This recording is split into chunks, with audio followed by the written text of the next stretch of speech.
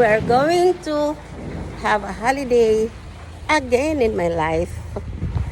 Pupunta kaming Albany. Mag-holiday kami ng 4 days. 4 nights, I think 5 days and 4 nights with my husband. Kasi yun ang gusto niya. Mag-holiday na naman niya na kaming dalawa pagkatapos. Kasi tapos kauwi ko lang sa 21st. Galing Philippines. I just put in their hand. Hindi pa nawala yung ano ko. Gusto ko pang matulog pero gusto niya nga magpunta talaga kami ng holiday. Kasi pupunta kami ng cemetery and his brother living in Kojonop on the way to Albany. So, ayan. Tapos, kakain ako ng bayabas. May natitira pang bayabas doon sa bayabas ko. Pagdating ko, ang daming nandun sa sahig. Oh, yan oh. This is my guava. My own guava. A lot of them got wasted. Also many wasted because no one ate. Matt is only the only one who ate that, and then she doesn't like the very ripe, the overripe. Yun lang gusto niya, yung medyo matikas-tikas pa ng konti.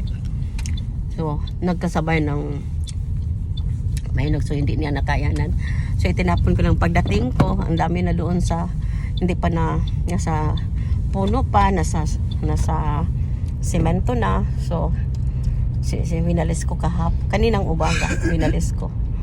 Pagkatapos ito na lang ang natira. Mayroon pa doon na hindi pa matigas pa kainin. So ayan, yun ang mga ano na lang siguro, mga 3 na lang siguro yun. So yeah, on the way na kami. Ngayon lang kami aalis. Dapat aalis kami ng maaga kasi mag-drop by kami sa cemetery at saka yung kapatid ng asawa ko. Kaya lang ang daming tumatawag. Hindi ako makapag-arrange ng gagawin namin kasi hindi ako nag-arrange kagabi. Hindi pa nawala yung pagod ko. Gusto ko pang matulog, ganyan. So I was planning na ngayon lang sana. Kaya lang ang daming tumatawag sa akin. Pagkatapos hindi ko mahindian yung tumawag.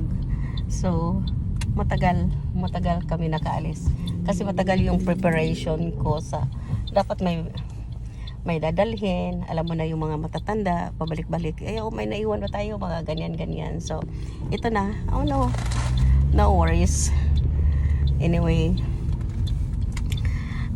from here to Albany, if you drive straight, that's only 6 hours to drive. But I think we're going to stop most of the time when we are in the Albany Highway.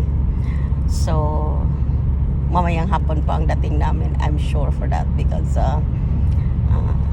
dyan mag-stop kami dito kasi may stopover na may table, may shed, pwede ka doon na mag-rest, and then as I said, pupunta kami sa cemetery and then chop by the older brother of my husband. So ayan, walang katapusang holiday. And then after that, darating na naman yung mga anak ko. Ay, yung isang anak ko na sa Mandurah, dumating na sila kanina at they are going to work straight away. And then yung isa kong anak na may anak ako, yung apo ko, they will be arriving by 25th.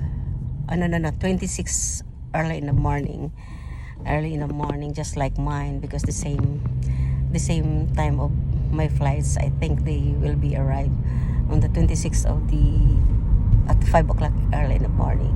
So yon, balik sa dati. Ayan, bye bye. Good evening. Dumating na kami sa accommodation namin. Ito yung accommodation namin. Ito, nandito kami sa Motel Le Grande restaurant. This one, malaki ito. Nasa likuran lang kami. Ang dilim, hindi ako makita. Kakain kami. May baon kasi kami, so hindi muna kami kakain doon sa labas. May restaurant dito. Ano, just, they asked us if we want to order, but I think we are not going to order because we still have food here. Yeah. This is our accommodation.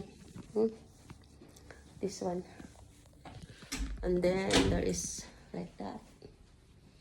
Like that. Dilag. Yeah. Yeah, there's knife and fork there, but you can use our what we had.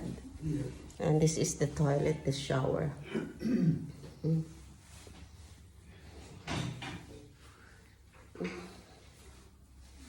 It's alright. It's nice because usually there's this kind of accommodation. Walang they bring tuwalya. Ito merong mga shampoo, sabon, hairnet. Yan ah. Kakain muna kami. Inandar mo na yung heater, Han? Han, is the heater on? Yeah. Okay. It's very, very cold here. It's very, very cold here in Albany compared to the city. Yes, because we passed our house in Kataning. When we were in Kataning, ang ginawa doon, hindi ko masyadong naramdaman yung summer nung nasa Kataning ako for 8 years. Pero sa city, mainit talaga. Mainit talaga sa city. Hindi masyadong mainit maginaw sa city, pero dito, sobrang ginaw. Sobrang ginaw dito. Kaya dapat mag-jacket ka na tulog kahit may heater. Kasi very, very cold. Yeah, wala katapos ang holiday, I hope, Kasi yung asawa ko, sabi niya, gusto niya pagdating ko sa Pilipinas, gusto niya mag-holiday ako. Pero sabi ko, okay, that's alright. He gave me 2 days rest and then we come up here. So, it's alright. I think 4 nights and 5 days kami dito. So, yeah. Ito ang pinupuntahan namin before, nung nasa Kataning pa kami. We just come up here just to have a walking. We do a walking at Middleton Beach. Pupunta kami sa Middleton Beach bukas. Oh, yeah. Bye-bye. We are now having our breakfast. This is the dining room of our accommodation.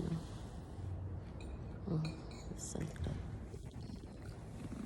And this is my breakfast. That's also my husband's breakfast. It's very nice, You can, I'll show you. This is our choice. But we pay this. Yeah, look at that.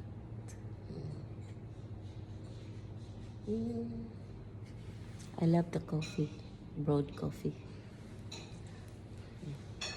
Yeah.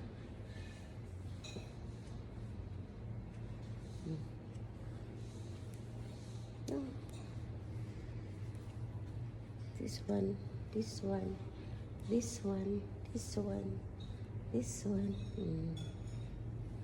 It's a really, really big kitchen because it's a big motel. I don't know, but our room is 35. It might be more than, the rooms are more than 50 rooms.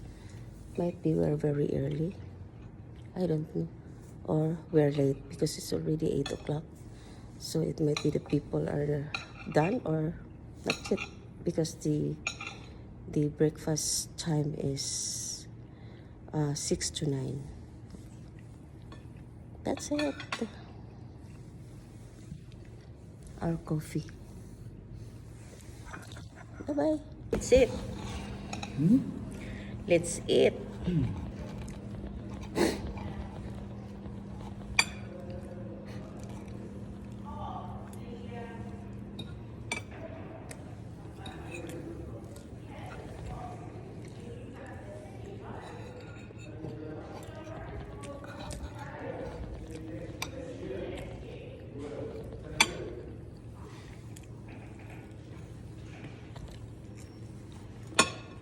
Bye-bye.